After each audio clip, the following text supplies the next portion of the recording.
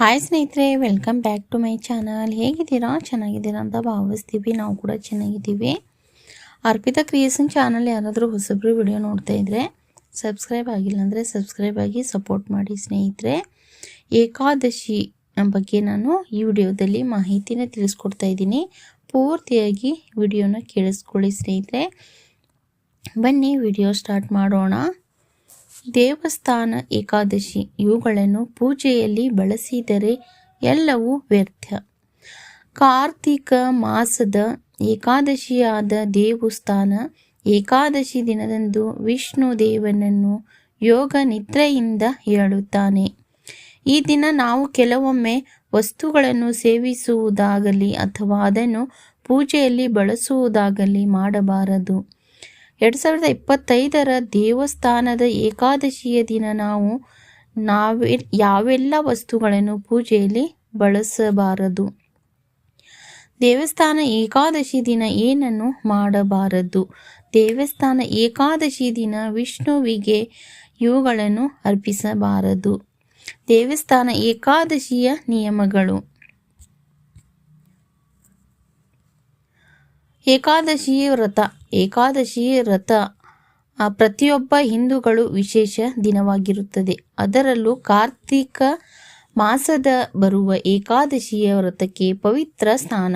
ಯಾಕೆಂದರೆ ಈ ಏಕಾದಶಿ ದಿನದಂದು ವಿಷ್ಣು ದೇವರು ಕ್ಷೀರ ಸಾಗರದಿಂದ ಎದ್ದು ಸೃಷ್ಟಿಯ ನಿರ್ವಹಣೆಯನ್ನು ಕೈಗೆತ್ತಿಕೊಳ್ಳುತ್ತಾನೆ. ಈ ಏಕಾದಶಿಯ ದಿನವನ್ನು ದೇವಸ್ಥಾನ ಏಕಾದಶಿ ಎಂದು ಕರೆಯಲಾಗುತ್ತದೆ. ದೇವಸ್ಥಾನ ಏಕಾದಶಿಯನ್ನು ಕೆಲವೊಮ್ಮೆ ಸ್ಥಳಗಳಲ್ಲಿ ನವೆಂಬರ್ 1 ಶನಿವಾರ, ಇನ್ನು ಕೆಲವೊಮ್ಮೆ ಸ್ಥಳಗಳಲ್ಲಿ ನವೆಂಬರ್ 2 ಭಾನುವಾರ ಆಚರಿಸಲಾಗುವುದು. ದೇವೋತ್ತನೆ ಏಕಾದಶಿ ವಿಷ್ಣುವಿನ ಜಾಗೃತಿಯ ದಿನ ಮಾತ್ರವಲ್ಲ, ವಿಶ್ವಕ್ಕೆ ಶುಭದ ಮರಳುವಿಕೆ ಆಚರಣೆಯೂ ಆಗಿದೆ. ಈ ದಿನದಿಂದ ವಿಷ್ಣು ಯೋಗ ನಿದ್ರೆಯಿಂದ ಎಚ್ಚರಗೊಳ್ಳುವಾಗ ಶುಭ ಘಟನೆಗಳಿಗೆ ಶುಭ ಸಮಯವು ಪ್ರಾರಂಭವಾಗುತ್ತದೆ. ಅಂತಹ ಪವಿತ್ರ ದಿನದಂದು ಪೂಜಾ ವಿಧಿಗಳು ಶುದ್ಧ ಮತ್ತು ಶಿಸ್ತುಬದ್ಧವಾಗಿರುತ್ತದೆ. ಕಾಳಜಿ ವಹಿಸಬೇಕು. ಈ ಏಕಾದಶಿಯ ದಿನದಂದು ಅಂದರೆ ದೇವಸ್ಥಾನ ಏಕಾದಶಿ ದಿನದಂದು ಅಂದರೆ ದೇವಸ್ಥಾನ ಏಕಾದಶಿ ವಿಷ್ಣು ದೇವನಿಗೆ ಕೆಲವೊಮ್ಮೆ ವಸ್ತುಗಳನ್ನು ಅರ್ಪಿಸಬಾರದು ಎನ್ನುವ ನಂಬಿಕೆ ಇದೆ. ದೇವಸ್ಥಾನ ಏಕಾದಶಿಯ ದಿನ ಇವುಗಳನ್ನು ಪೂಜೆಯಲ್ಲಿ ಬಳಸುವುದರಿಂದ ಕೆಟ್ಟ ಪರಿಣಾಮವನ್ನುಂಟು ಮಾಡುತ್ತದೆ. 2025 ದೇವಸ್ಥಾನ ಏಕಾದಶಿ ದಿನ ಯಾವೆಲ್ಲ ವಸ್ತುಗಳನ್ನು ವಿಷ್ಣುವಿಗೆ ಅರ್ಪಿಸಬಾರದು? ಇಂತಹ ತಾಮಸಿಕ ಆಹಾರ. ದೇವಸ್ಥಾನ ಏಕಾದಶಿ ವ್ರತವು ತುಂಬಾನೇ ಪವಿತ್ರವಾದ ಏಕಾದಶಿ ದಿನವಾಗಿದೆ. ಹಾಗಾಗಿ ಈ ದಿನದಿಂದ ದೇವರಿಗೆ ಆಗಿರಬಹುದು ಅಥವಾ ಸ್ವಂತ ಆ ವ್ಯಕ್ತಿಯೇ ಆಗಿರಬಹುದು ತಾಮಸಿಕ ಗುಣವುಳ್ಳ ಆಹಾರವನ್ನು ಅರ್ಪಿಸಬಾರದು ಮತ್ತು ಸೇವಿಸಬಾರದು. ದೇವಸ್ಥಾನ ಏಕಾದಶಿಯನ್ನು ಮಸಾಲೆಯುಕ್ತ ಆಹಾರ, ಮಾಂಸ, ಮೀನು, ಮೊಟ್ಟೆ ಮತ್ತು ಮದ್ಯಂತಹ ತಾಮಸಿಕ ಆಹಾರವನ್ನು ಸೇವಿಸಬಾರದು ಮತ್ತು ಬಳಸಲು ಬಾರದು. ಈ ಧಾನ್ಯಗಳನ್ನು ಬಳಸಬಾರದು. ದೇವಸ್ಥಾನ ಏಕಾದಶಿಯ ದಿನದಂದು ನಾವು ಪೂಜೆಯ ಸಮಯದಲ್ಲಿ ವಿಷ್ಣು ದೇವನಿಗೆ ಧಾನ್ಯಗಳನ್ನು, ದ್ವಿದಳ ಧಾನ್ಯಗಳನ್ನು ಮತ್ತು ಗೋಧಿಯನ್ನು ಅರ್ಪಿಸಬಾರದು. ಏಕಾದಶಿ ದಿನದಂದು ಧಾನ್ಯಗಳನ್ನು ಸೇವಿಸುವುದು ಮತ್ತು ಪೂಜೆಯ ಬಳಸುವುದು ನಿಶ್ಚಿತ ಎಂದು ಪರಿಗಣಿಸುತ್ತದೆ. ಇದನ್ನು ಕೂಡ ಮಾಡಬಾರದು. ದೇವಸ್ಥಾನ ಏಕಾದಶಿಯ ದಿನದಂದು ತುಳಸಿ ಎಲೆಗಳನ್ನು ಕೀಳುವುದು, ಅವುಗಳಿಗೆ ನೋವುಂಟು ಮಾಡುವುದು ಸರಿಯಲ್ಲ.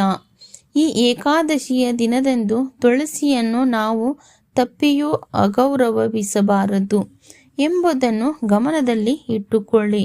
ಯಾಕೆಂದರೆ ತುಳಸಿ ಸ್ವಂತ ಲಕ್ಷ್ಮೀದೇವಿಯ ರೂಪ ಎಂದು ಪರಿಗಣಿಸಲಾಗುತ್ತದೆ. ಈ ಕಾರಣಕ್ಕಾಗಿ ಏಕಾದಶಿ ದಿನದ ಪೂಜೆಗಾಗಿ ಒಂದು ದಿನದ ಮೊದಲನೆಯ ಪೂಜೆಗೆ ಅವಶ್ಯಕವಾದ ತುಳಸಿ ದಳವನ್ನು ಎತ್ತಿಟ್ಟುಕೊಳ್ಳಬೇಕು.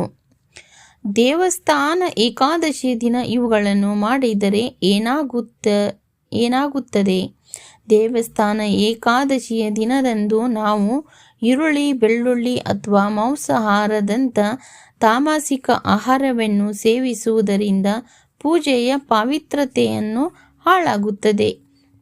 ನಿಮ್ಮ ಗಮನವನ್ನು ಪೂಜೆಯ ಮೇಲೆ ಕೇಂದ್ರೀಕರಿಸದಂತೆ ಇದು ಮಾಡುತ್ತದೆ. ದ್ವಿದಳ ಧಾನ್ಯಗಳನ್ನು ಸೇವಿಸುವುದರಿಂದ ಅಥವಾ ವಿಷ್ಣು ದೇವನಿಗೆ ಈ ದಿನ ಅರ್ಪಿಸುವುದರಿಂದ ವಿಷ್ಣುವಿನ ಆಶೀರ್ವಾದವನ್ನು ಪಡೆದುಕೊಳ್ಳಲು ಸಮಸ್ಯೆಗಳನ್ನು ಎದುರಾಗುತ್ತದೆ.